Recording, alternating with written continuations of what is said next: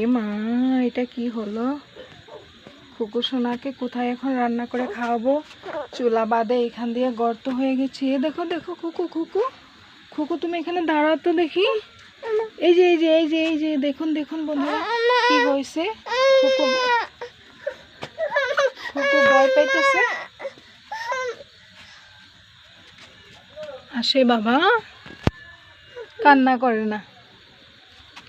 দেখছেন বন্ধুরা, আমরা কত গরিব মানুষ, আর আমাদের রান্নাঘরে কি হচ্ছে। ওই পাশে পুকুর আছে, পুকুরের মাঝে মাটিগুলো চলে গেলো অকস্মাৎ। কীভাবে চলে গেলো বলতেই পারিনি।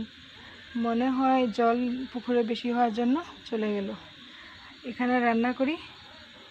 এই যে দেখুন। প্লিজ বন্ধুরা, আপনারা যেখানে আছেন ভালো থাকেন, আর লাইক শেয়ার কমেন্ট করবেন, চ্যানেলটাকে এগিয়ে নিয়ে যাবেন। আল্লাহ হাফিজ।